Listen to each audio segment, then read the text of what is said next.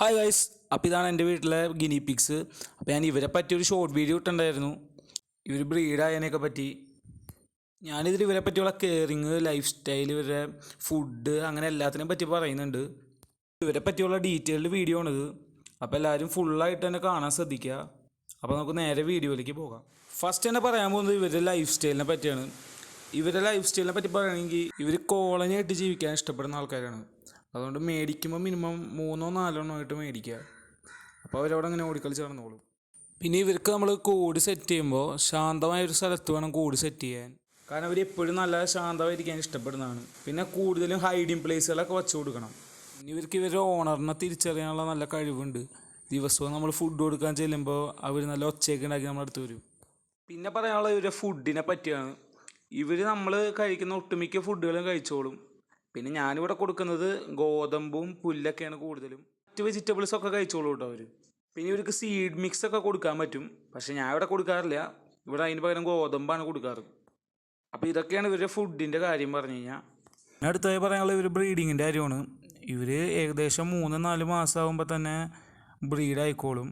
ബ്രീഡായി കഴിഞ്ഞാൽ ഫീമെയിൽ ഏകദേശം 72 ദിവസത്തിനുള്ളിൽ തന്നെ പ്രസവിക്കും. അതായത് ഏകദേശം ഒരു 2.5 മാസം. പിന്നെ ഇവരുടെ മെയിൻ പ്രത്യേകത എന്ന് പറഞ്ഞാൽ ഇവർ കുഞ്ഞുങ്ങളെ തിന്നില്ല. അതായത് ഇവർ ഫീമെയിൽ തന്നെ ഇവരെ കുഞ്ഞുങ്ങളെ നോക്കിക്കോളും. അതുകൊണ്ട് നമ്മൾ കുഞ്ഞുങ്ങളുടെ കാര്യത്തിൽ അങ്ങനെ കെയർ കൊടുക്കേണ്ട ആവശ്യമില്ല. ഇവരെ കുഞ്ഞുങ്ങൾ ജനിച്ച് 2 ദിവസം അവർ അമ്മയുടെ പാലേക്ക് കുടിക്കുക.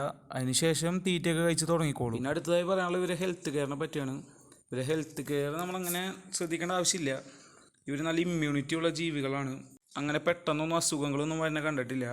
നമ്മൾ എത്രത്തോളം അവർ കൂട് വൃത്തിയായി സൂക്ഷിക്കുന്നോ അതനുസരിച്ചിരിക്കും അവരെ അസുഖങ്ങളൊക്കെ വരാനുള്ള സാധ്യത. ഞാനിവിടെ ആഴ്ചയിൽ ഒരിക്കലാണ് ക്ലീൻ ചെയ്യണേ. ആഴ്ചയിൽ ക്ലീൻ ചെയ്താൽ തന്നെ അത്യാവശ്യം കൂട് ക്ലീൻ ആയിരിക്കും. പിന്നെ ഇവർക്ക് പുറത്തുനിന്നുള്ള പച്ചക്കറികൾ അധികം കൊടുക്കാണ്ടിരിക്കുന്നത് നല്ലത്. കാരണം എന്തൊക്കെ വിഷം അടിച്ചിട്ട് വന്നതെന്ന് നമുക്ക് പറയാൻ പറ്റില്ല. ഇത്രയൊക്കെയാണ് ഹെൽത്ത് കെയറിനെ പറ്റി പറയാനുള്ളത്. പിന്നെ പറയാൻ പോകുന്നത് ഇവരെ മെയിൻ ഹൈലൈറ്റിനെ പറ്റിയാണ്. ഇവരെ മെയിൻ ഹൈലൈറ്റ് എന്ന് പറഞ്ഞു കഴിഞ്ഞാൽ ഇവർക്ക് അധികം ചിലവൊന്നുമില്ല എന്നുള്ളതാണ്. ഇവർക്ക് നമ്മൾ വീട്ടിലുള്ള എന്ത് ഫുഡ് കൊടുത്താലും കഴിച്ചോളും. പച്ചക്കറി വേസ്റ്റ് അല്ലെങ്കിൽ പുല്ലൊക്കെ കൊടുത്താൽ കഴിച്ചോളും. പിന്നെ ഇവർക്ക് അങ്ങനെ സ്മെല്ലൊന്നുമില്ല. അതുകൊണ്ട് തന്നെ നമുക്ക് ഈസി ആയിട്ട് എല്ലാവർക്കും വളർത്താവുന്നേ ഉള്ളൂ. അപ്പോൾ ഇത്രയൊക്കെയാണ് എൻ്റെ അനുഭവത്തിൽ നിന്ന് ഗിനിപ്പന്നികളെ കുറിച്ച് പറയാനുള്ളത്. പിന്നെ നിങ്ങൾക്ക് ഇതിൽ കൂടുതൽ കാര്യങ്ങൾ ഇവരെക്കുറിച്ച് അറിയാമെങ്കിൽ നിങ്ങൾ കമൻറ്റിൽ അറിയിക്കുക. അപ്പോൾ വീഡിയോ ഇഷ്ടപ്പെട്ടാൽ ലൈക്ക് ചെയ്യുക, ഷെയർ ചെയ്യുക, സബ്സ്ക്രൈബ് ചെയ്യുക. അപ്പോൾ പിന്നെ ഒരു വീഡിയോയുമായി വീണ്ടും കാണാം.